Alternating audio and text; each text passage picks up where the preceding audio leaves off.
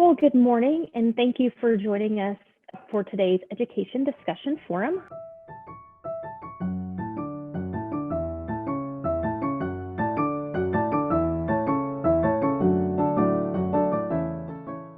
Share my screen. And this is how the For Educators page will look.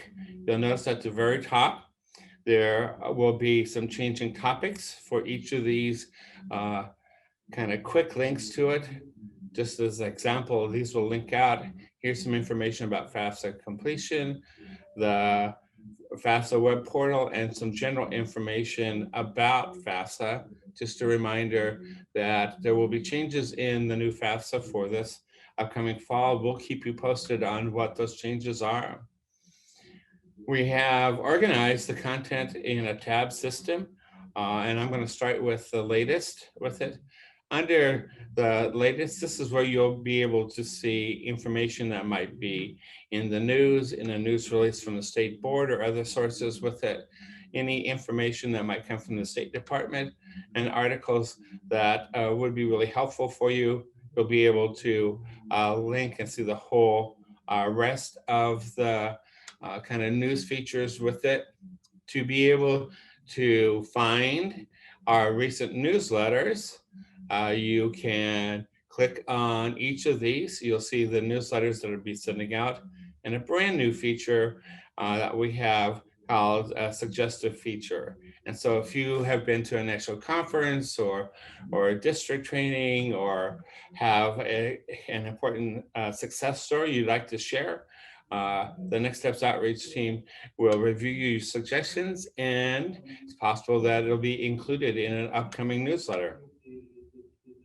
To get the newsletters and alerts, if you haven't signed up for it, you can click here for subscribe, and there'll be a changing one question survey as we go from time to time related to getting your feedback on current issues or current practices that are happening in our schools or across our state. The next tab is really exciting. This is a way to look at the high school learning plan that we have had on the website. These are activities that have been created and recommended by counselors and advisors across the state. This is one way to link out to them. You'll see this will go to the specific grade level with the activities along the side, something that will be of interest to you as Sarah presents just a little bit later on this afternoon. The Next Steps Idaho month, these are things that will change. Although the Next Steps Idaho month is October, there are a lot of things that can be available for you on tips and tricks on how to prepare a college application week, information about CTE student organizations, ways to build pathways, just an entire list of resources that you can become familiar with. There'll be information about the advanced opportunities, and those are always expanded. Under here, we also have financial aid literacy on how to find scholarships, 529 plans, advanced opportunities, and we'll be adding some other financial aid type of resources. As always, you can use our resource library to type in a keyword to find something in our website. Our third tab is also exciting. These are our Next Steps ambassadors. This is an ever-growing program. We have counselors and advisors in every region of the state. You can click on your region to see who they are, or scroll down with it. This is a way for you to interact with counselors and advisors in your region, or even college and career advisors that might be at a college or a university or a workforce development center. As you can see, the Next Steps ambassadors have a Facebook group if you'd like to be a part of that. And there are also many stories and success stories that are listed. Here are our ambassadors that we're planning for another exciting year for next year. Please watch to see how you can best take advantage of learning from each other and being part of your regional Next Step Ambassadors group. Professional development is the last tab we have on the For Educators with it. We will have any free online training. These will be changing out as new ones become available. We also have the popular webinars that we did in January and February, where we took actual student questions from each grade level and walked through a way for people to use the Next Steps website to help answer questions students have or to help improve the skills that they may be thinking about. All of our education forums will be listed here in a way for you to find them. And then also PowerPoints and any of the PowerPoint medias that we've added. Just know that these lists will be growing constantly. Another way to learn about professional development, but also to share information that is coming up in your region, we have our Next Steps statewide calendar. You can submit an event simply by clicking here and filling out the information.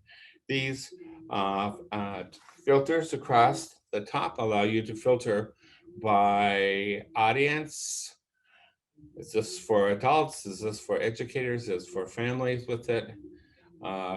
It will add some categories, and then also it will add types of events. But most importantly, we will be able to filter by, is this something statewide, available statewide, or is this best in a region?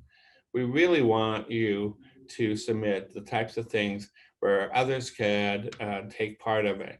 Whether you are a college or university and you have events at particular schools, or if you are a parent night coming up, a financial aid night, please consider submitting that type of information and any of the things. And you can customize who might be the audience, what part of the state might be available. Checking the calendar on the Next Steps website is a real important thing for you to consider doing on a regular basis. That is a very, very quick overview of the For Educators resources on there. As always, if you have questions or recommendations for us about these resources or any of the others, you can go to the Contact Us on the very bottom of the page and send us an email. We will respond to it. And we're also counting on you helping us figure out how to best help your students, your communities, and your school as they go ahead and plan forward. Next, coming up, we have Sarah Scudder, and Sarah has some amazing things to show. Great. So thank you so much. I'm going to give you a preview of the login preview that's much anticipated for the Next Steps Idaho website. So this login will be available for you to access for students in 8th through 12th grade, as well as for post-secondary students and adults around the state. So let's start. So here is what our login screen will look like. This will be for somebody who actually already has an account, but they will also be able to sign up. It gives them a little bit of information about what they're getting into when they do create an account. And for those of you who have been asking for a long time, we will be able to have login with Google. So if you are a Google school, you'll be able to have your students use their Google credentials to log into the Next Steps Idaho website and create their portfolio that way. Once they're going to sign in, this is a process for if you're an individual who's creating an account. You'll put in your first and last name. You'll need an email and a password. And then you'll be asked a couple additional questions, but you'll be given a verification code that will come to the email that you've registered with. And you'll enter in that verification code. And that will bring you back to log in and complete your profile. So there'll be some profile questions that you'll be answering that will connect you to the school or the district that you would like to be rostered into. The other process that we have is for those that are going to do rostering, so that you're going to start the process right from your school. So let's take a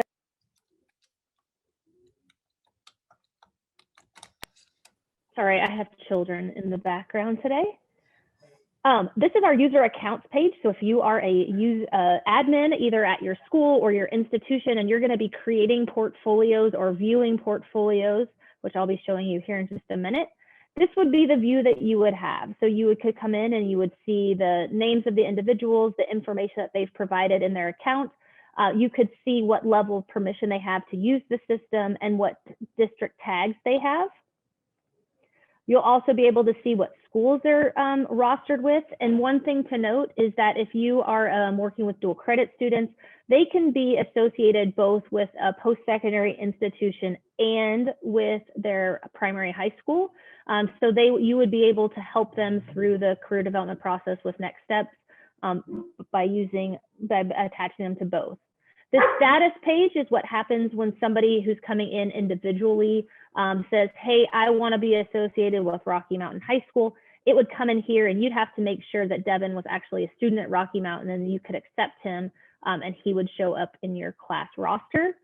You'll have various ways that you can tag students within the system so that you can filter them and look just for those students that you're assigned to, if maybe you're an alphabet counselor or you're teaching a specific course. You will be able to invite bunches of students or by either sending them an email invitation or by providing them a link into the system. So you would do that here, write your message, hit send, give them their access level. And then this would be, if you were sending them the link, it would send them the link. And then they would get this email and they would accept that invitation. And then there's just a few more things that they would need to do to verify that they are part of your school. They'd need to make sure they're verifying their EDU ID, their district tag, and their school tag. And then they would complete the rostering process and be associated with your school. So the next big thing is, why are we having all of these logins? It's because we're going to have, yes, you said it, we're going to have portfolios. So when a student logs into their account, this will be what their portfolio landing page or dashboard will look like. In the center, they'll have their 8th, 9th, 10th, 11th, and 12th grade high school learning plan activities. You can see from the screenshot that 8th grade, I've already completed all my activities. I'm actively working on my 9th grade activities. And those are showing up here down the right-hand side. I'll be able to see my saved information, and I can look at saved careers or saved schools, scholarships, or assessments. And I'll also be able to see which assessments I've actually taken or which I haven't taken. So if I were to click on my little 3 dots here, I would find out whether or not I had taken it. So here I have 4 Future Finder results. And if I were to click on Future Finder results, I'd get to go and dive into what those results look like. I could update my profile. So maybe I needed to change some information about myself. I can look at notifications that I might get through the system, and this is where I would log out. And then we're going to have portfolios. We'll also have reporting. So let's take a quick look at what a district, school, and student reports will look like. So right now I'm landing on what would be a dashboard for either the state, which would be Byron and I, or it would be on a district dashboard or on a school dashboard. So you'll get an overall view of login data. What are the most bookmarked careers? You would also be able to look at the most bookmarked schools or the most bookmarked scholarships. You'll be able to see the 10 activities. So this is what pages within the Next Steps website are being most visited by your students. And then you get some more user account information in terms of total users that you have, how many logins, and then logins by your audience group. And if I were to click on this next little report button, it's going to take me down here and I can start to dig in a little bit more. So if I'm a state, I can look at the districts and I can look at it by logins, accounts created. I can go deep into the different levels of the high school learning plan. I can look at by day, week, month, or year, and I can even change the date range period that I want to be looking at.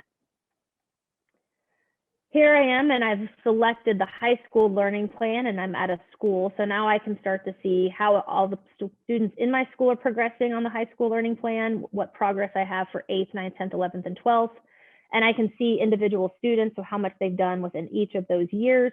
And if I were to click on Devin Crandall, then I can go and see Devin Crandall's actual portfolio. So I can see where he's at with his high school learning plan activities. I can view his answers from here. I can then click on the user metrics and I can see what pages Devin likes to go to the most, how often he's logging in. And I'll also be able to look at his bookmarks. So what careers is he saving? What scholarships is he saving? And then if I were to click on his assessments, what are his assessments that he's taken and what are the actual assessment results for Devin?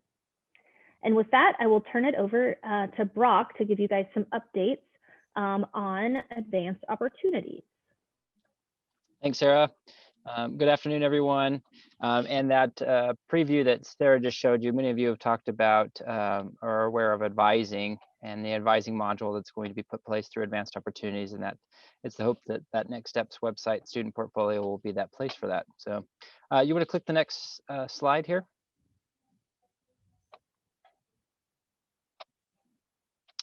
So many of you may be aware, but for those that are not, college entrance exams will now become an allowable expense through Advanced Opportunities. This will take place this fall. The exams include things like the SAT, ACT, PSAT, ALEKS math testing, and some others. And in addition to that, proctoring fees will be an allowable expense. Some things that might be helpful for your planning purposes are two things. The proctoring fee through the Advanced Opportunities portal will be adjustable, meaning depending on where the student takes the exam, the appropriate cost can be inputted, and that the exams will be reimbursed to the districts. Now, there's still some details that will need to be worked out throughout the summer, but this is preliminary information that will help you in your planning purposes as you go forward. And then one other thing to note is that the SAT is still planned. The state is still in negotiations for a statewide SAT contract, and that is the intention at this moment.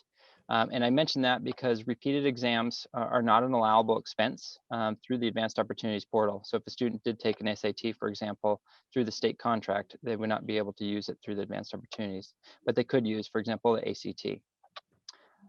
Next slide, please. I do want to mention to you, I know as we've had questions around BYU independent study for overload course funding, and there are certain courses that have been approved, and those are available in the AO portal currently. You can go in and click view funding requests, and you can see what courses have been approved.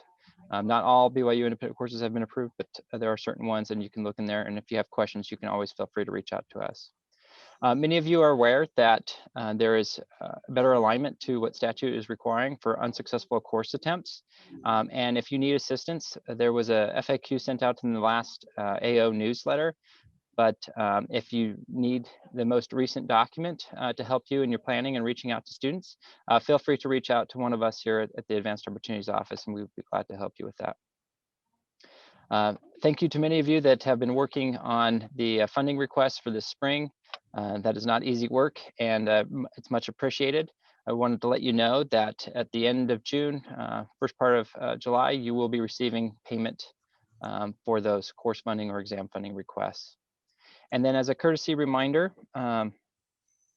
the students that are planning to graduate early will have to apply for this early graduation scholarship through the Advanced Opportunities portal. So if you're a school that doesn't require the students to create an account, I would encourage those students to create an account before they leave, as it requires the school's verification. And so go ahead and have them create their account, and then when they are ready to attend one of Idaho's public colleges, they will be ready to go. The scholarship for each year student graduate early is estimated at around $1,900. Can you tell people where they would find information about the workforce development classes that have been approved for AO? Sure, the workforce training courses are available on the Advanced Opportunities main website. They are listed as approved workforce training courses right there towards the bottom of the page, and they're called the approved workforce training courses. Or you can go into the Advanced Opportunities portal and act like you're making a funding request, select the college in which you were curious about, and you will be able to see all of the available courses through that particular college. Thanks, Byron. Next slide, Sarah. The Idaho College and Career Readiness Summit will be hosted this year, or this coming year, September 30th to October 1st, so mark your calendars. And then with that, we'll have pre-conference events on September 29th. So please do mark your calendar. Participants will be able to attend in multitude of settings. You could attend this at home, at work, with a group of your fave coworkers, or at one of our regionally hosted viewing parties. We will have hosted viewing parties across the state. Keynote presenters will be provided virtually, and then the hopes is that each participant will be given a workbook, and that workbook will be done following the keynote speakers to really reflect, come up with some ideas, and network with your colleagues. Just so you're kind of up on who the speakers are, Dr. Heather Mallon, a Stanford University professor that will work with us on the topic of purpose, talking about teaching with purpose. JP Michelle is a business owner of SparkPath and the inventor of challenge cards. And then Dr. Kyle Reyes will help us looking at the perspective of student choices through a lens of humanity.